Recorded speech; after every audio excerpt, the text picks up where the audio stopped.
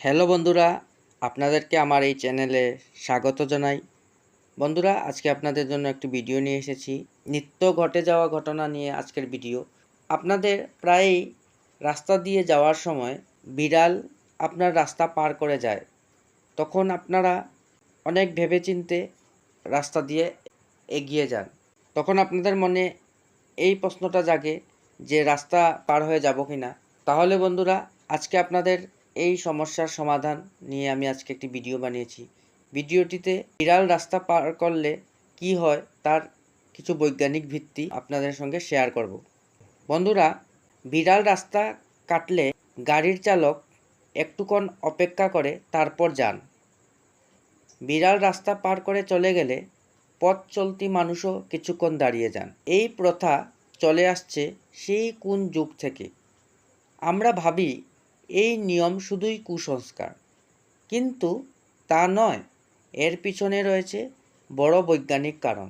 আগেকার দিনে গরুর গাড়ির প্রচলন ছিল, আর গরুর গাড়ির সামনে দিয়ে বিড়াল গেলেই তারা অস্থির হয়ে পড়ত।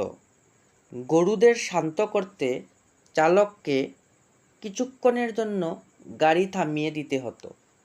সেই রেওয়াজি থেকেই নাকি যে কোনো গাড়ির সামনে দিয়ে বিড়াল গেলেই গাড়ি থামিয়ে দেওয়ার রীতি শুরু হয়।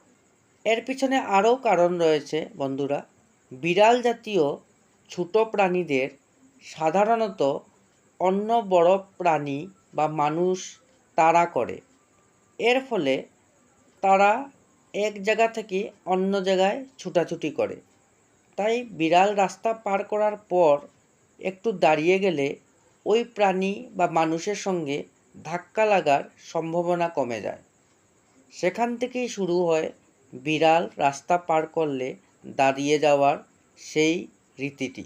তাহলে বন্ধুরা, আজকে এই ভিডিওটির মাধ্যমে কিছু হলেও আপনাদের মধ্যে এই বিড়ালকে নিয়ে যে প্রশ্ন আপনাদের মধ্যে জেগে ওঠে তার কিছু হলেও সমাধান আমি দিতে পারলাম। তাহলে বন্ধুরা, যদি আমার এই ভিডিওটি ভালো লেগে থাকে লাইক করবেন, এবং চ্যানেলটিতে যদি আরও ভালো ভালো ভিডিও পেতে চান তাহলে চ্যানেলটিকে সাবস্ক্রাইব করে রাখবেন বন্ধুরা। ভবিষ্যতে আমি আপনাদেরকে আরও সুন্দর সুন্দর ভালো ভালো ভিডিও আপনাদের মধ্যে নিয়ে আসতে পারব। ধন্যবাদ বন্ধুরা।